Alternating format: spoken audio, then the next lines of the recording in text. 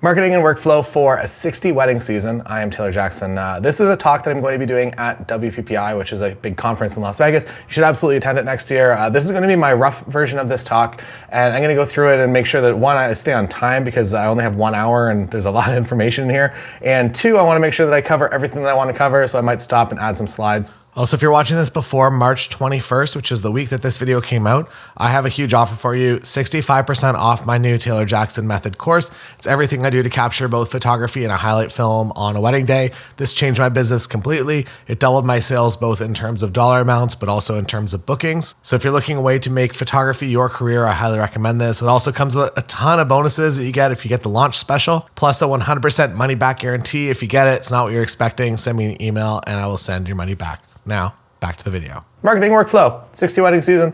I am Taylor Jackson. This is a picture of my face. I have been doing weddings since 2005 pretty much. And I've done over 1,000 weddings. I've written a book about it. It's on Audible if you want me to read it to you. I also do a lot of YouTube content. You're here on YouTube, so this is very meta. Hopefully you're one of these subscribers. Subscribe, hit the like button. Not very good at doing those calls to action. Hopefully you're one of the subscribers and I appreciate it if you are. And I've been doing YouTube videos since 2008, so you might have come across something that looks kind of like this. And this is a little bit retro now because it's on DSLR. Maybe it's becoming cool again. Maybe it's crossed the gap. And I've made a lot of videos. I think 80 full-length wedding days are up here on the channel. So if you want to come behind the scenes and essentially second shoot, but on my camera and see a bunch of my settings, there's a lot of those options here on the channel. And I didn't begin my journey in wedding photography. I was more into the travel and landscape photography and action sports as well. And eventually I realized that in order to make a good paycheck, I had to get into something that was consistent like weddings. Fortunately, I also get to do the other side of my job, which is for YouTube content and for the personal work that I enjoy doing. We've done a show with Nikon, I've done work with Sony and Capture One and Best Buy and a bunch of other brands, and that is all because I make these silly videos on the internet.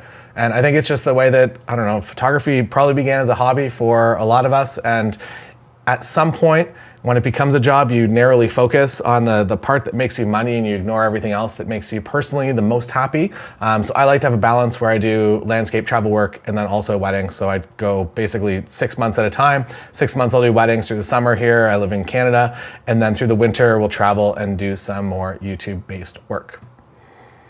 What this talk is meant to be is a summary of everything that I know about wedding photography business. It is a lot to cover within an hour, and feel free to find me afterwards. Well, you can't, but other people can find me afterwards and ask me any questions because I don't think there's gonna be enough time for a Q&A after this talk. So here's the sad truth, that being good at photography just doesn't book work anymore.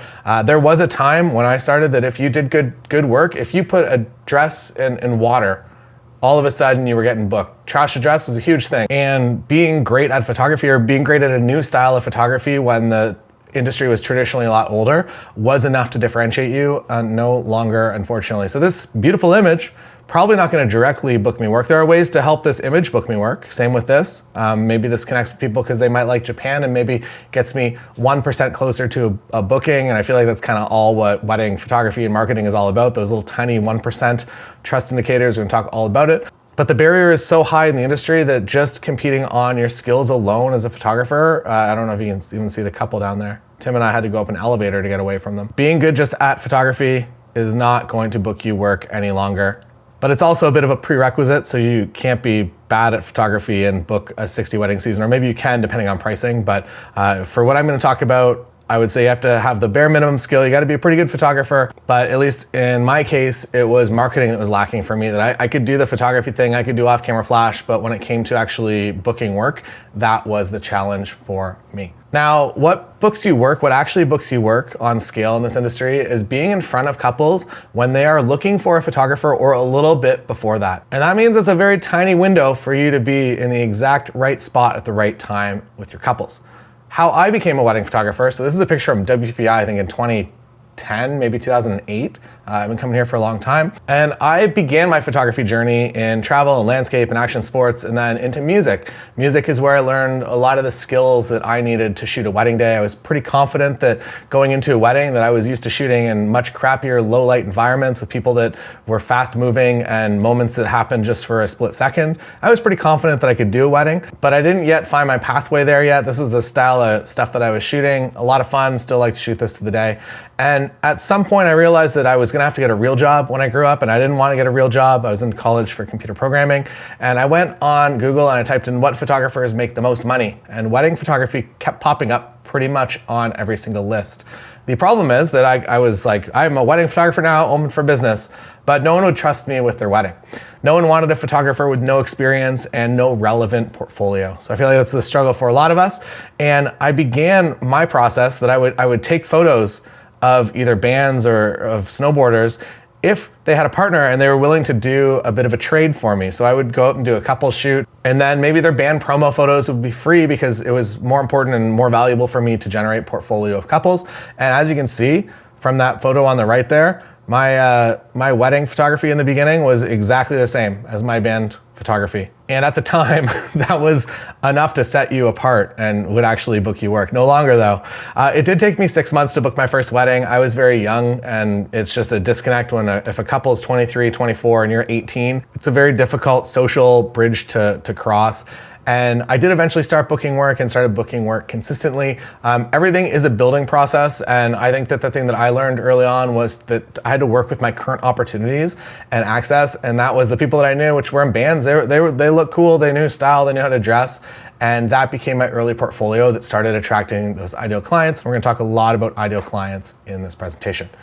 My goals overall, when it comes to business, is I would say number one is time freedom and flexibility. And number two is business happiness. So I want to make a business that generates enough revenue to make me happy and not stressed out. But I also don't want it to take over my life completely. I want to do the stuff that I want to do. Part one of two, marketing. We're going to go through everything that I guess at a high level. So these are, I guess, the biggest points that I learned. And trust, I think, is the biggest, because when somebody comes to your website, you're just another one of the 25 tabs that they have open, unless they've already found you on Instagram and they've been following you for years and you already have a bit of a relationship. For the most part, most of my couples included, even though I run this big YouTube presence, most of my couples do not know about that. They find me either through their venue or on Google for the first time, or maybe a word of mouth referral. And they're in the early stages of finding a photographer. And there's a pretty good chance that I'm probably in the mix with maybe 5, 10, 20 other photographers. So how do I become somebody that they trust above the others? And how do I eventually book that contract? The easiest way to book work is to build more trust. And I think, so maybe this is the overarching large thing. I think it's to become a bit of a media personality. And that might sound daunting and scary, but at the base of it, I would say to make yourself more useful than the local wedding magazine. The plus side is that magazines and Martha Stewart and all the people that write lots of posts on the internet, they write it for a big general audience, that it's gonna be those 10 wedding planning tips for whatever year it is. And you can make that a lot more local and customized to the couples that are going to be planning a wedding in your area, which is just going to give you a lot more trust and expert status. And not only will generating some sort of media personality presence online, not only is it going to book you work in weddings, but it's also going to book you work across all genres. It's challenging if you're a commercial photographer to somebody to look at your work and be like, oh, we want to hire you for our wedding. We love what you did with that can of beans. It's beautiful. But it absolutely goes the other way, in my experience, a lot easier, where if you shoot someone's wedding, they're very, very likely to hire you for headshots for their law firm, or they're gonna hire you to do a promotional video for their company. So I think it's very important to educate your couples in a way that no one else is locally. You have a lot of help. People have already done this work before you. And also ChatGPT will help you put some rough ideas in there. It'll format it in a way that looks absolutely beautiful. You're a local business and you don't have to compete with every other person online, which means that all the other photographers that maybe you're following, you don't have to compete with them if they don't live in your area. You just have to book work exactly where you live, which means you can take bits and pieces of ideas and piece something together that makes sense for you. For me, I think it is important to see what connects and what gets organically shared and out there a lot more. I think that's kind of the litmus test, that if you do something and if it organically gets out there, it is probably a pretty good piece of content, and that means you should make other things that are similar to it. And this goes for me whether I am doing Instagram Reels or even the work that I want to feature and display, that if I post a photo that I absolutely love on Instagram and it gets crickets, but then I post something else that maybe I don't love as much, but it just gets way more engagement, there's a pretty good chance that at scale, that makes more sense to have on your website than the one that you love that didn't really get that sort of reaction. That a lot of times we're too close to our work and we have a tendency to feature the things that are important to us and that just aren't as accessible emotionally to somebody that wasn't in that moment. Some good news though. The market is constantly refreshing. I guess this is good and bad news, that you're making lots of one-time sales that maybe they turn into a family client ongoing, but for the most part, There's going to be a lot of those single one-off sales, but the market is constantly refreshing. So if you make 25 blog posts this year, you can remake them next year. If you're looking at weddings for 2025, next year you can do it for 2026. What has changed? You've already built the framework, you already have all the images in place, and you can make a new piece of content based on that. My perfect world recommendation is to create longer form videos. I know this is maybe a bit of a scary thing. I am not personally good in front of the camera. I've done it for years and years and years, and I would still consider myself to be okay at best. But I do understand that there is a level of expert status that comes with you when you become a little bit more comfortable in front of the camera. So my advice would be start doing it and get a little bit more comfortable with it. And there are ways that you can cheat. We'll talk about those in a minute. Now, once you build that long form video, so I'm talking about something that is maybe you film it kind of like this, and it's a little bit wider, so you can make a vertical from this if you want. And I'm going to be making a blog post about it. So whatever the main idea is, it is going to be a blog post with that video embedded in it with text down below to rank for SEO. I'm going to be making some Instagram stories from it or Instagram Reels. I'm also going to be posting this to YouTube as my host. And I'm going to be tagging whatever the best keywords are for my local area, what I'm trying to do. If it's a 10 best wedding venues in whatever city, that is going to be the title of it on YouTube. YouTube is, I think, the second biggest search engine right now. It's Google, and Google owns YouTube. So there's also a good chance that when somebody searches for wedding venues in your local area, that a video post is going to pop up and it's going to be your video. And then I'm also going to be putting that video on Facebook as well. And we're going to talk in a minute about what I do with Facebook, because it's not dead. It still will book you work. It's just a little bit different now. Now back to trust. Trust is also generated by connection. So reach out to the brands and businesses that your ideal couples would be interested in, or maybe venues they're considering, florists they would love to work with, or brands outside of the wedding space as well. The idea is pretty much to make this your full-time job. If you want it to be your full-time job and you have the ability to make this a full-time job before it becomes full-time income, you're going to find that full-time income a lot faster.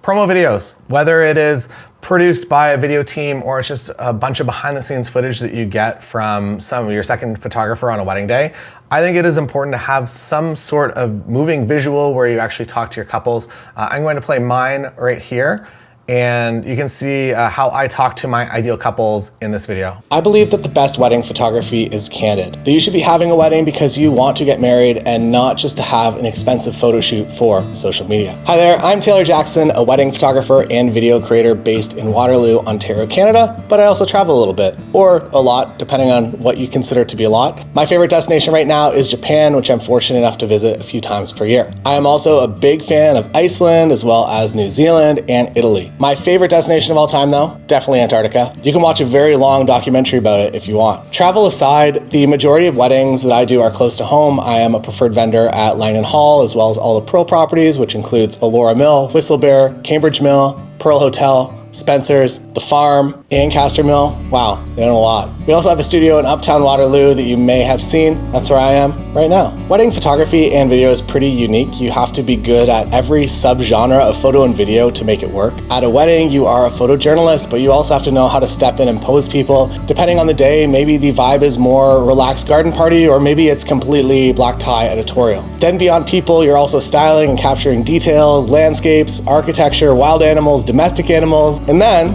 it gets dark. If you've ever tried taking photos with your iPhone in low light conditions, especially with people in fast movement, you know it gets a lot more complex at night. So you really do have to be great at all styles of photography in order to capture a wedding correctly. My goal, whether it is low light or during the daytime, is to make you and your family look their absolute best. Then also very important to me as a photographer, I never want to be the center of attention. I think we've all been to a wedding where the photographer is doing something crazy during the ceremony or speeches and everyone's watching them instead of the couple. It is my goal to never be that photographer. I want to create the best work possible, but I also want to create it in the most efficient and unobtrusive way. I think this is because I'm an introvert, but I know there are times in the day when I have to be an extrovert. Introversion is kind of cool because as an introvert, you can learn to be an extrovert, but I don't think that that goes the other way around. To break down a normal day for me, I am primarily a candid documentary photographer all day, except for the family photos and the photo session of the two of you. While candid photos are important, these standard family photos and the photo of the two of you smiling, facing the camera at full length are going to be the images that are passed down from generation to generation. I think that's why I like wedding photography. I am creating something of value for you and your family that has value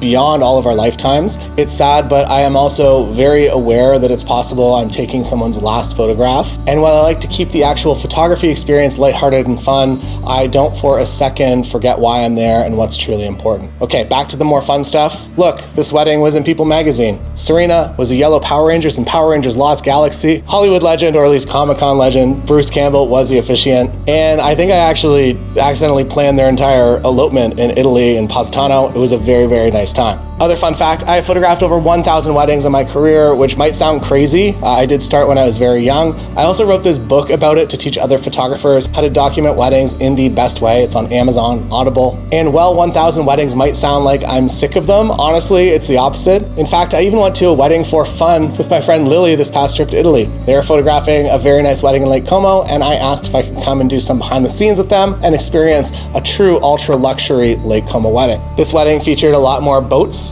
than a wedding I'd photograph at home, and honestly, I think that's fine. Logistics for boat access venues is not something that I'd want to deal with every single weekend. Now, when it comes to the video side of things, I was the first person in the world to start offering photo and video coverage as just myself on wedding days. What that means is that I do my regular photography coverage, but I am also recording short video clips throughout the day. I pioneered this type of coverage because I kept hearing my couples say that they wish they got video, but they didn't have the budget for a full team. So while I'm not a replacement for a full 4-person video team, I can do a 3 to 4 minute highlight film from the day. There are a few of them on the site if you want to check them out. There are a few benefits of me doing video for you, and I think the one that comes up the most is that my couples don't want 6 cameras on them all day, and they would prefer it to just be myself and my second. Now, I have some recent changes. I used to photograph. And yes, I've been doing a lot of YouTube stuff, so I have a lot of B-roll of myself and my weddings, but if you do not yet, I would say just start small, get some behind the scenes clips at weddings. Whatever wedding you're the most excited about this year, consider bringing someone along to do some video coverage behind the scenes, or you can actually just do a styled shoot or set up a shoot that somebody can come and do behind the scenes for you. It's a lot easier, I would say, when you can be completely aware of the camera rather than just in your own world doing the photography that you're hired to do. And I'm sure on your website, you already have a bunch of bullet points or some text that will hopefully be connecting you with your ideal couple. And you can just put that in a ChatGPT and ask for a video script off of that. It'll do a surprisingly good job, and then you can refine it from there. Now, attracting ideal couples. Who is your ideal couple, and what are they thinking while they plan their wedding? As you can hear in my promotional video, I went through almost point by point that this is what I think a wedding should be. I think that candid photography is the most important. Most of the day is candid. I know that those are things that my couples like to hear because I heard them come up over and over and over again in wedding meetings. And it's one of the reasons that a lot of them will actually get in contact with me. It's like, we love how candid everything is. And then all the photos that they like are actually ones that I posed. So what venues are they considering? I think this is also important, that when you align yourself with venues that your ideal couples are likely going to be looking at, it's very easy for them to make the transition. We're going to talk a little bit about becoming a preferred vendor, which is also a very good long-term strategy for your wedding photography business. But it makes a lot of sense to focus pretty hard on venues and what you can do to help them.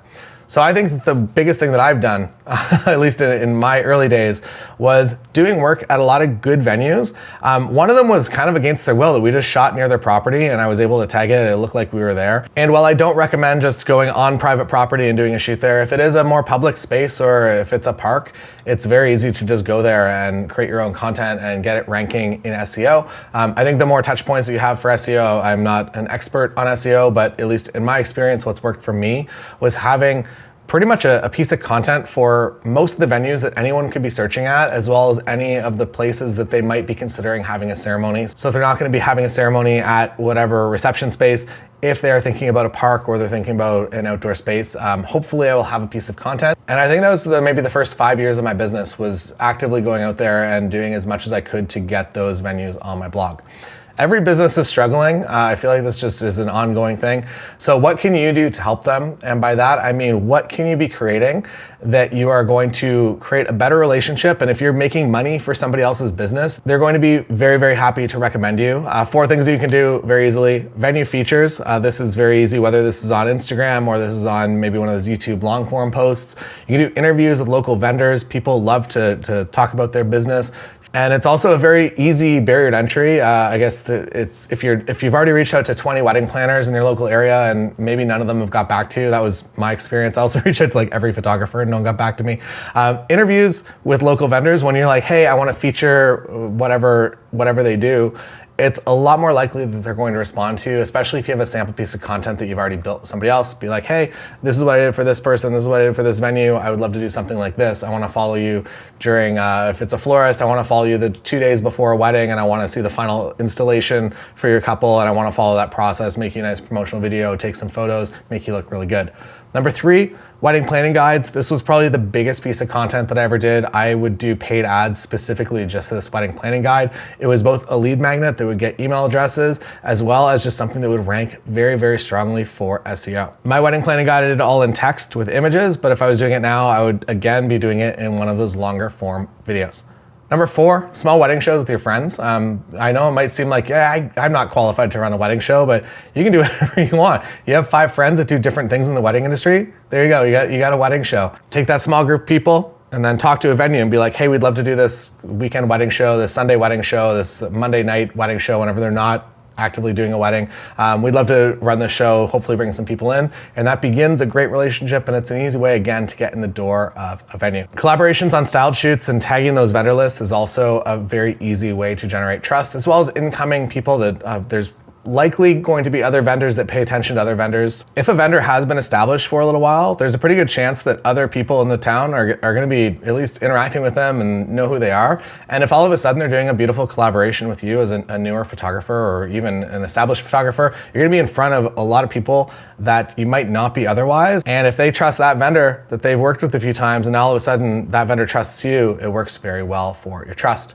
Selflessly create marketing visuals for others. What this means for me, it could be a few things. It could be going out and doing some documentary, candid photos of them doing whatever it is they do, or it could be, at least for me, I would also be doing a promotional video element of it as well, and getting them some B-roll and some behind the scenes, and maybe do a short interview with them and try to piece something together that makes their business look really good. Because again, if you're making money for them, they're going to be happy to send some money in your direction through referrals. Hybrid photo video coverage. I'm gonna talk a little bit about this. I've talked a little bit about doing video. So one of the biggest things I did for my wedding photography business was to start offering highlight videos. Not only did this double my photography business, but it doubled in terms of costs, so that my average bookings went up, but then also my numbers went up massively as well. And this is absolutely how I took my business from like 30 weddings a year up to 60, 70, 80 weddings per year. But learning how to do video also opened me up to a lot of different opportunities. And specifically over 2020, when weddings kind of stopped pretty much, it was very nice to be diversified enough to start doing some other things in order to start generating revenue in a time that weddings just weren't happening. And this is what one of those simple highlight films looks like. So as you can see, it's just a lot of the what I would usually do for photography, but now I'm just flipping my camera to video mode. I'm not prioritizing video typically, so there's some couples want that, some do not. A lot of the time I am prioritizing photography first and doing video second. So what that means is that I'll capture a moment, and once I'm happy that I have it on photography, I will switch to video and I'll get that moment. For things that happen one time, you can either just shoot on 2 cameras, or you can have your second photographer roll video on that moment. But in terms of moments that only happen one time, it's like first kiss, maybe first look if you're doing a first look that day, and maybe the couple's entrance into the venue. Otherwise, everything, I feel like I'm pretty happy to just do everything myself on one camera. So if you haven't considered doing hybrid, I would recommend, I have some videos on YouTube about it, and I would recommend you at least give it a shot. Whether you are creating an actual highlight film for your couple, or you're gonna do maybe 30 seconds of footage for your couple to do a vertical Instagram reel. The benefit of doing video is that you're now getting paid to make those vertical Instagram reels as well. And once you have enough sample content to show to couples, it's a very easy upsell. So the transition going from just photography only into photography video hybrid, and again, just doing a simple 3-minute highlight film set to music, no audio, anything like that. It's a very easy upsell when you are messaging your couple about, hey, like the wedding's coming up. By the way, I'm also offering video services if you're interested in adding a video for $800 or whatever price you're gonna price it at the beginning. The goal is to get them to say yes, so you get to make the thing, so you have more sample content. It's very easy to get couples to agree to it early on, and then eventually it just becomes part of your business. And I would say 90% of my weddings every single year are hybrid, both photo and video. The ones that aren't are typically shorter, maybe elopement style or 4 hour of coverage, and that's usually photography only. But any full wedding days, I would say I'm usually doing video as well. Paid ads. So I feel like paid ads have always gotten a bit of a sad name, that we all get into this wedding photography thing being like, organically I want to succeed or my ego hurts. And to spend money on advertising, I feel like it shouldn't be an ego hit. I feel like it should just be a way to accelerate the growth of your business. Paid ads will absolutely help a good business scale. Or if you don't have, and by good business, I mean all the key indicators of trust and a good website, a good social presence. If you have all those things going on and you just want to add a little bit of gas to the situation, paid ads are an easy way to do that you're completely in control of, and you're also in control of when they happen. So if in January, if you want to run a big paid ad campaign in January, you can do that. And what does a paid ad campaign look like? I'll talk about that in a moment here. Instagram paid, don't be afraid. I made this awesome rhyme. And I think that Instagram ads are probably the easiest way. Most of my couples are on Instagram. They're very easy to find there. And the automatic advertising modes are just amazing these days. So you don't have to do a whole lot. You set some parameters and then you just let the system do it, and it will find who's interested in wedding photography. It knows, it's creepy. Video ads are absolutely the best and cheapest. I know I keep coming back to video in this. Maybe there's the reoccurring theme. If you are doing a vertical video ad, it is going to qualify that person. So basically the way paid ads work, or the cost associated, when someone clicks that link, that's when it charges you. When somebody watches a video and they are like, oh yeah, Taylor does candid wedding photojournalism, that's what we want, they're a very qualified lead when they click. So I'm gonna be charged roughly the same, but now they've watched a video and they've pre-qualified themselves. If they're like, no, all we want is like hyperposed, a ton of off-camera flash. If that's what they're looking for, they're gonna know that it's not even worth coming to my website, that they're just gonna move on to the next. In terms of length for video ads, they can be anywhere from 15 seconds up to, I even run my promotional video as a video ad, and it's done very well. The default targeting setups are super good now. It was not the case for a long time, and I prided myself on being exceptional about setting up all the key parameters and getting my targeting exact and running multiple split tests and eventually coming up with the best possible paid ad campaign. And now the automatic way is pretty much as good as everything I learned. So you don't have to be an expert on this. You just have to set a few parameters and you should be good to go. Now I mentioned I had a Facebook paid ads hack, and it is a hack in the sense that I'm not creating content to talk to my ideal couple, because typically they're maybe still on Facebook, but probably not. Who I am creating content for is for the moms. So I think this was a bit of an experiment for a course that I do called Book More Weddings. I think this was like the 2017, 2018 edition. And I decided that I was gonna do this paid ad campaign where I only spoke to mothers of people getting married. And I was gonna hope that referral chain, so my thought process was that if I'm in front of them, if I can convince them that I'm someone that they should pass on to their child to consider for their wedding, that's a lot of trust coming downstream there. So they trust their parent. And also I found that a lot of luxury weddings, that it's usually a parent booking the entire wedding. And in some cases, you don't even really meet the couple or you don't talk to them, that everything goes through the mom, which is kind of crazy. But I found by talking specifically to the moms that it was a very effective way. So if you're doing Facebook paid ads, it gets a little less expensive as you get into the older age brackets as well. So if you're trying to target a 25 to 30-year-old right now on Facebook, it's a little bit more expensive. But if you're trying to target that 55 plus, it becomes a lot easier. And honestly, at least my parents spent a lot of time just cruising Facebook. So they are happy to watch a 5-minute video about a wedding photographer when one of their family members is engaged. Whereas myself, I would probably see the first couple seconds, and if it didn't wildly entertain me, I would move on. But the moms are not that way. What does a good ad look like? So I spoke that I did lots of different split tests and eventually came up with something. The only thing I really split test now is that I'll do a few different scripts for roughly the same content. So I'll do 5 scripts. I'll come up with a few different ideas for it, or I'll ask ChatGPT for some prompts or even to write them. And I'll do 5 60-second or maybe 35-second ads where it begins with, hi, I'm Taylor Jackson. I love candid wedding photography. Or maybe it doesn't even start with my name. It's just, hi, are you looking for a candid photojournalist for your wedding?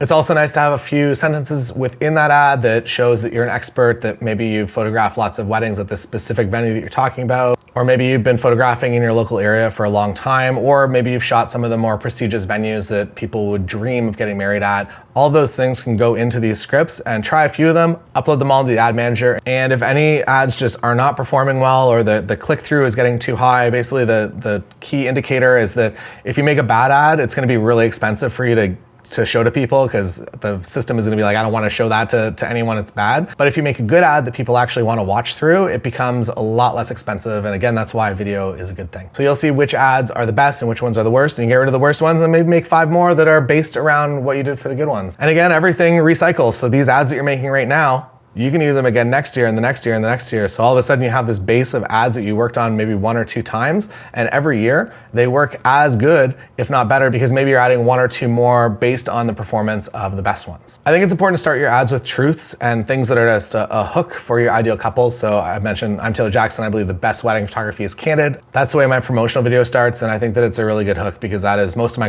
couples, that's what they're looking for. Now, if you don't want to do all the paid ads and you don't want to go all about it yourself, Focal is a company that I'm a part owner of, and we'll actually just do that for you. So we have a studio manager that will run your paid ad campaigns for you, and they will actually talk to those clients. So you get a studio manager, you actually get like 4 employees because your studio manager has assistants and then also somebody that's going to run your paid ads. So you get 4 people working for your studio, and when that lead comes in, they'll work with them and they'll basically book you a full season, which is really, really cool. So if you are interested in rapidly scaling your business, again, you have to have a strong base, but once you have that strong base of a business, it is very, very quick to scale through this method. Above all, I think it's important to focus on content that is good for the community, whether it is your wedding community or your local community. I feel like there's avenues in both of those. I think it's also based around what you have access to, that if you are able to do some local community events at venues that are also wedding venues, it's a very easy way for you to get in the door at those venues from the commercial side, not so much the wedding side, but there's a pretty good chance that they're all connected. And my last point on content is that helpful content will always float to the top, or funny content, unfortunately. So if you do some funny stuff, it's probably gonna outperform anything that's educational and helpful. But I feel like the educational helpful stuff will book you work, whereas the funny stuff might get you some more views on the internet, which is nice and important, but not as important as actually booking clients. So the dream world is you start with the big long form video, and then that becomes all the pieces. That's gonna become your Instagram Reels, that's gonna go on YouTube, that's gonna be a blog post. And those few hours of work will begin to pay out over time because, again, all your couples are gonna be refreshing every year, and you're gonna be able to use this same piece of content on them, updated, but pretty much the same. Now into the overall long-term strategy. So a lot of this has talked about how to directly book couples. The long-term strategy for me is more about becoming a preferred vendor. So it's working with venues, showing that we're a good fit, that I take care of their couples, and that I'm nice to have on the property, and that I'm a part of the team when I arrive, and that I'm not gonna cause any problems. And becoming a preferred vendor sounds amazing, but how do you start? Where do you begin? The easiest way is to shoot there first. So I found that the relationships that start in person usually ended up on track to become a preferred vendor a lot faster. Reaching out over email can be effective based on what I talked about earlier, that if you're doing a specific project, you wanna make a promotional video for them, something that gives them a lot of value, they're probably gonna respond to that email. But if you just email them being like, hi, how do I get on your preferred list? They're maybe gonna give you a polite, hey, we look at the list every November, message us then, but there's a pretty good chance that they're just not going to consider you. But if you are giving them value before you try to take value from them, there is a better chance of getting that email responded to. When it comes to creating marketing material or creating something for them, that's probably what the venue's gonna like the most. Whether you've already shot there and you're repackaging the wedding you just did to book them hopefully more work again. If you're making somebody else money, they're gonna like you. You're gonna end up on that list a lot faster. And I think it's the most important to ask what problems that you can solve. Maybe don't even ask them, just know the problems that you have to solve for them. One of them, at least for where we live in Canada, is that we have very distinct seasons. Winter, not a lot of people do get married, but it's definitely a lower season. And that everyone wants to do the beautiful green styled shoot where everything is amazing and easy, but no one wants to help create marketing material for them when it's a little less pretty and they still have to sell the venue. They're still a business, they gotta make it work. So what problems can you come in and what problems can you solve with whatever venue you're talking about? At some point, you do have to ask to get on the list. So even if you've been working together, you've done 15 weddings at a venue, if you don't ask, sometimes venues just don't remember to be like, oh yeah, we should put you on the list for sure. Because one, they might already assume you're on there if you're in the venue a lot, or two, they got a lot going on too. And the venue staff might be thinking about how to execute the wedding and how to book more weddings and not thinking about putting you on the list. Being a preferred vendor absolutely makes a long-term business a lot easier. I would say that it is the way that maybe 60% of my weddings still come in to this day. While your business will never be on autopilot, if you are a preferred vendor at maybe 5 or 6 different venues, there's a pretty good chance that that's going to book you kind of that base level season every single year. Again, as long as they're venues that your ideal couples are getting married at and that you work really well at, and that your work really supports the look and the feeling of the venue. If you're doing all those things and you're connected with the right venues, there's a pretty good chance that you're gonna book that base level season. It's not gonna be a 70, maybe if it's a venue that does a lot of bookings, maybe you can do more than that. But I would say if you're a preferred vendor at a few venues, there's a pretty good chance you're getting that 20, 30 wedding season pretty consistently just based on that alone. Now, part 2, workflow. So you booked those 60 weddings. 60 weddings is a lot. And how do you scale your business to a point that doesn't make you go absolutely nuts and crazy? I'm going to talk about all the things that I have done. I kind of joke that if I wasn't a wedding photographer, maybe that I would have been more on the efficiency side of things or some sort of systems efficiency expert. And I think that I have done a pretty good job of I've maintained, I guess I did probably 60, 70 weddings every single year from 2010 until 2020. So for about 10 years, I was sustaining, I'm gonna say 70 weddings. Some of them were a little bit shorter, or I'd even go in second shoot weddings, or sometimes you'd be at destination weddings and you ended up booking other weddings that were other destination weddings while you're at that destination wedding. Weirdly, it happened quite often. 60 weddings is a lot though, and that can be your dream or that can not be your dream. It is totally up to you. I'm gonna talk you through my process, and this can easily be applied to a 20, 30 wedding season if you do want to make it as minimal friction and impact on your life as possible. So before contact, so I think this is maybe the most important thing, that if you are talking to your ideal couples and generating trust and expert status that I've talked about in all of part one, if you're doing all of those things, typically you're going to be attracting your ideal clients, which will hopefully bring you the least amount of unnecessary email. I think that one of the things that I realized pretty early on was that if I had very little content about me on the internet, this is speaking to my early days, I would get emails, and I would get a lot of email because people were just like, do you still exist? Will you be at our wedding? Hi, just a reminder, like asking unnecessary questions and clogging up my email box. If you have a focal studio manager, they can do that for you. But if you don't, you got to answer all that yourself. So I think by looking at your business as a whole and all the touch points that someone might come in contact with, make sure they're all cohesive, they're all talking about the same thing, and there are no random red flag pieces of content out there, you are hopefully going to start attracting more efficient communicators that trust you and know that you're a professional. So public versus private pricing, forever, I'm gonna say from when I started my business up until maybe 3 years ago, I was always starting rate on my website. So I'd say my wedding start at $3,000, email me for the full collection. I have since switched. I'm not saying that you have to go public pricing.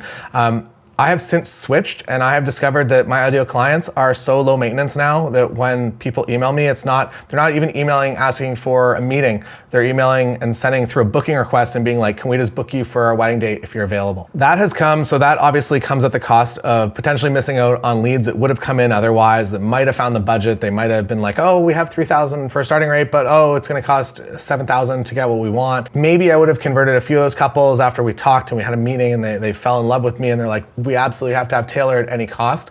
In real life, that doesn't happen too often, and the budget that people come in with usually is pretty accurate to the budget that they end up spending. And I found that just by putting my pricing on my website public, it's just removed a lot of friction, it's removed a lot of email for sure.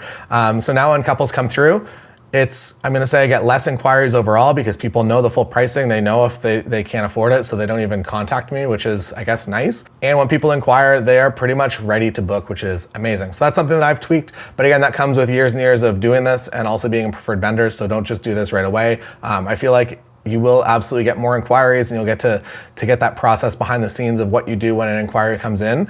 And I think that's important in the beginning. And then once you feel like you got that dialed, at that point, maybe it makes sense to go public. I price in the scary middle. I'm sure that you've heard a lot of people talking, you gotta go high end, that's where the money is and that's where the clients are the best. I guess one of the other things is that when you do listen to people talk up on a stage or whatever about your business, they don't know exactly your market, they don't know what you're going through. And to just throw a blanket statement on like, hey, you have to go luxury, you gotta aim for the high end, you have to be $10,000 plus a day, that doesn't work in every market. Or if it does, you might have to move your business, you might have to completely change how you do things, and it might not be exactly what you want. I price in what's considered to be the scary middle, and I've had great success in terms of volume bookings, which I think is kind of how my business runs its best. The other benefit of doing a lot of volume is that if you happen to not book one of those weddings that you thought you were gonna book and they don't end up signing the contract, or they sign the contract, they never pay the deposit, and it's a weird thing, that's not a huge impact to your business. Or if the wedding day comes along and they don't end up getting married, I'm not gonna collect money on them for this wedding that's not gonna happen. That's fine, sorry about that. Call me again in 5 years and we'll talk again. But if you do miss out on one of those final payments, it's a big chunk. Whereas if you're doing lots of volume, I feel like you're more safely diversified. The other benefit of volume is that you work at a lot of venues, you create a lot more relationships in a year. And especially if you do things correctly, and by that I mean, we'll talk about this in the gallery delivery, but sending images to your vendors, getting them all the things that they need before they have to ask is also a very, very important piece of creating a long-term successful business. Other things that have increased my efficiency, so I've been doing a lot less engagement sessions. I don't know if this is just an industry thing or maybe just a my couples thing. People seem to be a little less into them overall, and that's fine. That's one less thing for me to do. Rather than raising my prices, you can also just take things out. So you're not increasing your prices, you just don't offer an engagement session, or it's a bonus extra now. And again, we're in the kind of the pre-stages. The couple maybe hasn't contacted you yet, maybe they're on your website. I think that doing videos are going to make you a much more real person. Even if you're not the most comfortable person in the world in front of the camera, you are hopefully going to connect in a different way with your couples, and they're going to be a lot more likely to send through that initial inquiry. First contact. I think it's important to have scripts and templates. You can use Superhuman, you can just have templates in Gmail, whatever you want to do, or you can use Focal Ignite and someone else will just do it for you. A lot of what we do is just repetitive. So the couple that has the questions, there's a pretty good chance that you've already answered those questions to somebody else. And the more you can just put together a database of templates, the better it's going to be for you to just quickly respond to everything. And I think at the basics, that means that you have at least a few templates to begin with. One for initial inquiries when they message you for the first time, like, hey, here's this, here's the PDF for it. You're not custom writing every single one of those emails. At least you have a starting point, you plug their names in, maybe you write something about their venue, and then you hit send and it takes you a minute rather than taking you 5 minutes and a lot of hesitation and second guessing and distractions. Should have templates for follow-ups. People do get busy. I think a lot of us are afraid to follow up. If they don't get back to us, they're like, oh no, they hate me. If you send a follow-up, there's a good chance that it might result in that booking and they might have just forgotten to get back to you, or people kind of go in waves at their wedding, that they might plan a lot of their wedding on 1 week and then maybe life gets busy and for 2 or 3 weeks, they're just not doing that. And if you hit them back whenever they're ready to do the wedding planning thing again, they're like, oh, of course, we would love to talk to you. And then moving towards the wedding day, questionnaires and other things that you can do to make your life easier, we'll talk about in a second. So meetings versus FaceTime versus calls. So I used to do at the beginning, meetings in person for everything. I would drive 2 hours to go meet a couple in real life because I thought it was more important. Eventually I moved to FaceTime, and now after years and years, I'm on to pretty much calls only. I feel, again, like this is something that my ideal couples are into, that they would prefer to just do a phone call. They're probably on Zoom calls and Google Meets all day. They would much prefer to just have a quick phone call. I also feel a lot more comfortable on phone calls as well. The thing that I realized over time was that if you have lower trust, you haven't been established for very long, in-person meetings are probably the way to go. As your business gets a little bit older and you have a little bit more of a track record, I feel like you get into the video calls. And then if you have high trust, and again, if your couples, if they've already seen your pricing, they're just ready to book and they still want to have a call just to hear your voice, I feel like that is the point that you can switch to doing phone calls only, which again is my preference. So that's maybe at least the dream for me. When it comes to booking, get processes in place. So have a CRM, which is hopefully there's a lot of them here. Focal is also a CRM. It's a way to just manage all of your relationships with your customers, and also have a calendar as well. So when you send out that contract, that's on your calendar, and then double back up that calendar somewhere else. Back it up offline, put a calendar on your wall with all of your dates so you have it in at least 2 spots. I would also say one thing that sped my bookings up a lot, I didn't at the beginning take credit card payments, and I think by taking credit card payments, a lot of couples are a lot faster to pay you, which is helpful, and doing some sort of payment program is also helpful and will get couples to agree and sign that contract and send you the first payment a little bit faster. And I haven't had anyone default once they've done a split payment, so that's positive. The fortunate thing, so this might have seemed like a lot to really streamline your business. You're not going to go from 0 to 60 weddings in 1 year, or if you do, call me and let me know, because I'd love to do a video about you, because it's crazy. Most of us are going to scale maybe 5, 10 weddings extra every single year. So you are going to get all these processes in place. You're going to figure out what you need, what you don't need, and how to make that scale from year to year. And it's, at least in my case, I like the idea of making my business a little bit better every single year, not only for money, but also for just the time that I can save and the enjoyment that I get from it. So if there's something that I don't like doing, if I don't want to make albums and I never want to make another album again, maybe I'm going to take those out of my packages. Maybe I'm not going to make albums anymore. Or if I don't like doing engagement shoots, maybe those come out of the packages and they become an additional extra. There are ways to massage your business so it makes you happy every single day, or most of the days at least. You're still making money. So some days you take the paycheck rather than the fun, but a lot of the time you get to do both in weddings, which is really nice. Now, before the wedding day, you can do a questionnaire. This will hopefully get you a lot of the information that you're gonna need. Sometimes couples will look at you to build their full wedding day calendar.